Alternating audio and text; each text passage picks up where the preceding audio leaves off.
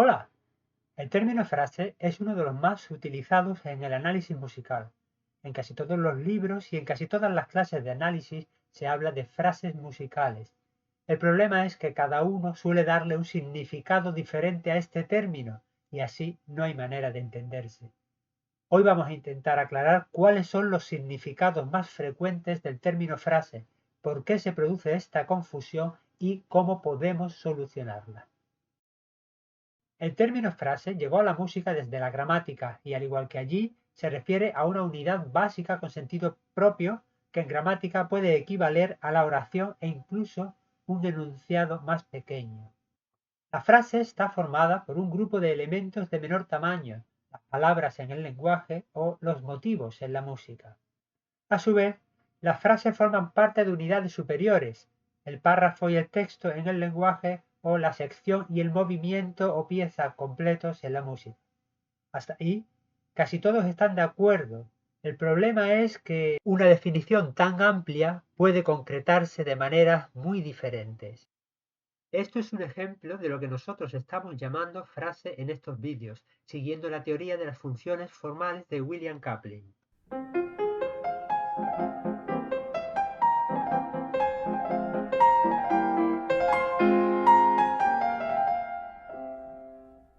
Es decir, una unidad musical con sentido propio, normalmente de 8 compases, acabada en cadencia, pero además con una estructura formal determinada, idea básica o motivo, repetición de la misma idea básica o motivo y seguida de una semifrase de continuación con unas características concretas que podéis recordar en los vídeos que hicimos sobre la frase o sentence. Pero para otros, esto también es una frase.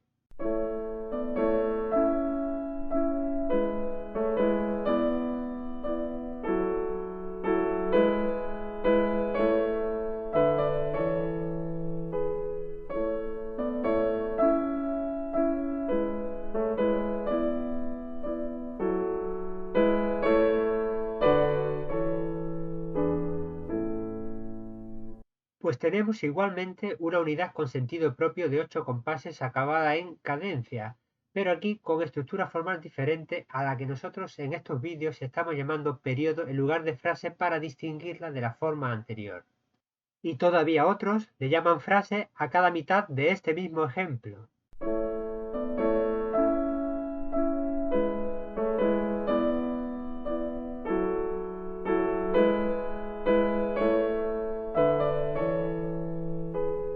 Para ellos, esto sería una frase, una unidad con sentido propio, en este caso de 4 compases, acabada en cadencia, que aquí es semicadencia, a la que sigue otra frase.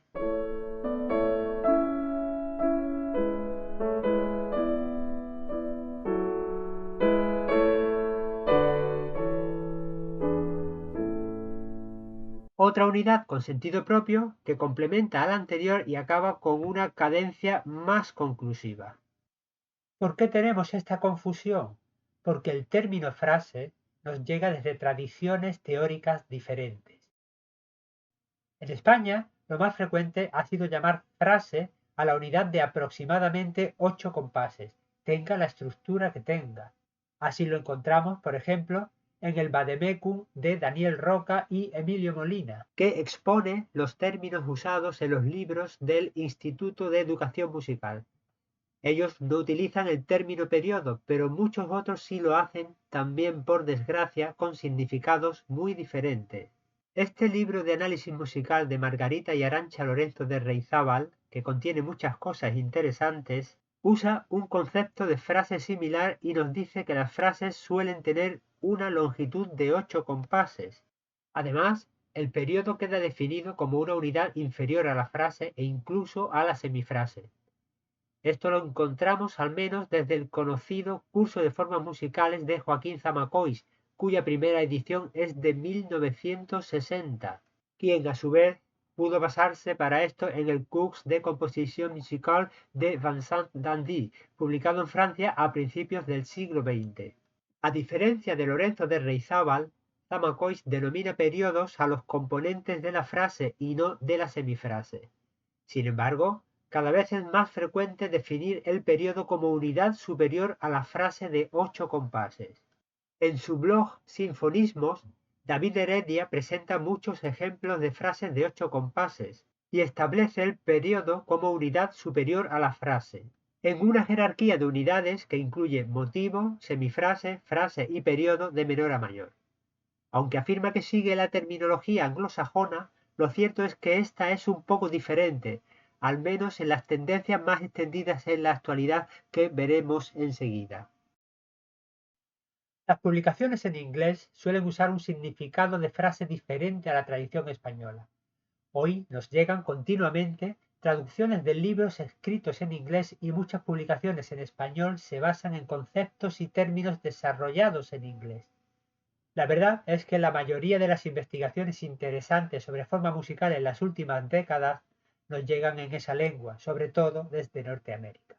Un primer problema para nosotros es que el término inglés phrase equivale a frase en español, pero, como veremos, también sentence suele traducirse como frase. El significado más habitual de phrase podemos verlo en casi todos los libros de texto de teoría que usan allí los estudiantes de música en las universidades. Estos libros suelen empezar con la teoría musical básica para luego centrarse en la armonía, explicando los conceptos principales de la forma musical y a menudo también del contrapunto. Aquí tenéis uno de los más difundidos, escrito por el profesor de la University of Cincinnati, Miguel Ángel Roy Francolí, que curiosamente es español. Como veis en este ejemplo, las phrases suelen ser unidades de 4 compases que se agrupan por pares para formar periodos o periods. Pero también puede haber phrases de 8 compases porque lo más importante es que cada phrase acabe en una cadencia. En este otro ejemplo se indica que la primera phrase llamada A1 acaba en half cadence, semicadencia, y que la segunda empieza en compás 5 y acaba en perfect authentic cadence, cadencia auténtica perfecta. En la definición de phrase se señala que es una unidad musical autosuficiente que acaba en cadencia. La importancia que en esta tradición se da a la cadencia y al movimiento tonal que conduce hasta ella en cada phrase se debe al gran peso que el análisis schenkeriano tiene en la enseñanza de la armonía en Estados Unidos. En este otro libro de texto de Stephen Leitz, muy difundido en aquellas universidades, se ve cómo los periods se clasifican según las relaciones melódicas o armónicas entre las phrases que contienen. Por ejemplo, los interrupted periods contienen una primera phrase acabada en half cadence y una segunda en perfect authentic cadence. Y en los sectional periods, la primera phrase acaba en imperfect authentic cadence y la segunda en perfect authentic cadence. Muchas phrases son de 4 compases y otras son de 8. Esas phrases, a su vez, se componen de subphrases, también llamadas phrase segments por otros, que pueden organizarse en formas diferentes. Aquí vemos una phrase construida con una forma muy frecuente, la sentence, a la que volveremos enseguida, pues, como sabemos, puede traducirse también como frase, cobrando entonces un significado muy diferente. Este concepto de phrase propio de la tradición en inglés que hemos visto en los libros de texto de Leitz y Roy Francolí lo encontramos también en publicaciones en español, traduciéndolo normalmente como frase. Así ocurre en traducciones de libros de texto estadounidenses como La práctica armónica en la música tonal de Robert Goulding o la mucho más antigua y ya clásica Armonía de Walter Piston, pero también en publicaciones españolas como por ejemplo el sitio web MusicNet Materials de Tomás Gilabert, donde hay un montón de análisis realizados y explicaciones sobre los conceptos. En este esquema de lo que llama periodo binario paralelo simétrico, podéis ver que este tipo de periodo está formado por dos frases, la primera acabada en semicadencia y la segunda en cadencia perfecta. Y más adelante aclara que las frases suelen tener 4 u 8 compases y los periodos el doble. Y llegamos a la última de las tradiciones que vamos a ver en este vídeo. Esta ha alcanzado especial importancia recientemente con la gran difusión de los estudios de William Kaplan, que nos ayudan a profundizar en el análisis de la música del clasicismo más que nunca y que estamos siguiendo en estos vídeos como ya sabéis. Esta tradición arranca con Arnold Schoenberg, compositor y teórico austriaco de origen judío que tuvo que emigrar a Estados Unidos cuando los nazis llegaron al poder. Sus primeras publicaciones fueron en alemán y luego, desde que emigró a Estados Unidos, en inglés, donde tuvieron una gran difusión. Por eso, los términos que empleó nos han llegado sobre todo en su versión inglesa, pero también en parte desde el alemán. A diferencia de la tradición que hemos visto antes, Schoenberg y sus seguidores como Kaplan se centran más que en la unidad más pequeña acabada en cadencia, la phrase, en la unidad de 8 compases que tanta importancia tiene como tema clásico y en las maneras de construirlo. Estudiando la forma de estos temas de 8 compases, Schoenberg llega a la conclusión de que los clásicos usan dos tipos principales, a los que llama sentence y period.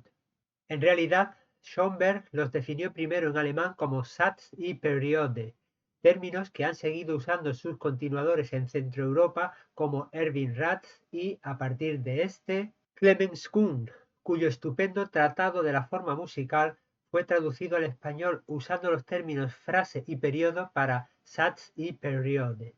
El propio Schoenberg tradujo estas palabras alemanas al inglés en Estados Unidos tal y como llegaron a Kaplan y otros, especialmente desde su libro Fundamentals of Musical Composition, que fue traducido al español y sigue siendo uno de los mejores libros que tenemos en nuestro idioma, aunque claramente mejorado por los recientes de Kaplan. También aquí usó el traductor frase y periodo para sentence y period, como siguen haciendo numerosos analistas en español, y por eso en estos vídeos usamos esos términos con ese significado. Pero no debemos olvidar que muchos otros usan frase como equivalente de phrase, la cual para Schoenberg y Kaplan en realidad es una unidad más pequeña dentro de la sentence y el period, y que en muchas ocasiones ni siquiera acaba en cadencia. Después de ver todas estas posibilidades diferentes, ¿cuál es la mejor definición de frase? Cualquiera de las que hemos visto puede servir, siempre que defináis bien el término frase y otros como semifrase, periodo, etc., y expliquéis claramente los criterios para delimitarla. Esta tarea será mucho más fácil y estará mejor fundamentada si decís en qué autor os basáis, pues lo más aconsejable es partir del trabajo ya hecho por analistas muy solventes. Os recordamos que hemos empezado por la tradición española, en la que habría que elegir si usamos el término periodo como unidad inferior o superior a la frase o si no lo usamos en absoluto, aunque lo cierto es que en las publicaciones de esta tradición no es fácil encontrar unos criterios muy claros y precisos para delimitar la frase. Sí que lo encontramos en los libros que hemos comentado de la tradición inglesa. Ahí, como hemos visto, una phrase suele tener 4 u 8 compases, acabando siempre en cadencia, y el period suele tener 2 phrases. En mi opinión, el sistema que funciona mejor para analizar las formas clásicas es el de William Kaplan, que, como sabemos, llama phrase a cada mitad del tema típico de 8 compases, que según su forma recibirá el nombre de sentence o period. Kaplan incluye en su teoría, además, numerosos conceptos complementarios que hacen posible la aplicación de estas formas a muchos temas. Por un lado, mediante la expansión, interpolación o compresión, los 4 compases normativos de la phrase pueden convertirse en menos o muchos más. Por otro lado, 8 compases escritos pueden percibirse como 4 o 16 compases reales según el tempo y otros factores. Además, Kaplan tiene en cuenta que estas estructuras pueden darse a niveles diferentes. Por ejemplo, la sentence es normalmente un tema simple de 8 compases, pero su estructura puede darse también en una phrase de 4, llamada sentential phrase o mini phrase, o en un tema compuesto de unos 16 compases, la compound sentence. En cualquier caso, queda el problema de elegir los términos en español para traducir phrase y sentence. En estos vídeos hemos preferido llamar frase a la sentence y semifrase a la phrase, usando para los conceptos de Kaplan estos términos de manera más próxima a la tradición española. Pero otros prefieren llamar frase a la phrase y elegir otro término como oración o sentencia para la sentence, aproximándose más a la tradición en inglés y recurriendo a términos españoles que son poco habituales en el análisis musical. Cualquiera de estas opciones tiene ventajas e inconvenientes y puede ser válida, siempre que dejemos claro cómo usamos cada término. Por último, no debemos olvidar que cada estilo tiene características diferentes y que los términos y sistemas de análisis que usamos pueden servir muy bien para unos, pero no tanto para otros. El sistema de coupling está pensado para la música del clasicismo, pero no se ajustará tan bien a la del barroco o el romanticismo. Y lo mismo ocurre prácticamente con cualquier metodología de análisis. Espero que este vídeo os haya sido útil para entender mejor un asunto que es, como habéis visto, tan variado y complejo. Ahora os toca a vosotros elegir los términos que os parezcan más acertados. Vuestro trabajo ganará mucho si lo pensáis bien y explicáis las opciones que habéis escogido. Nos vemos pronto. ¡Hasta luego!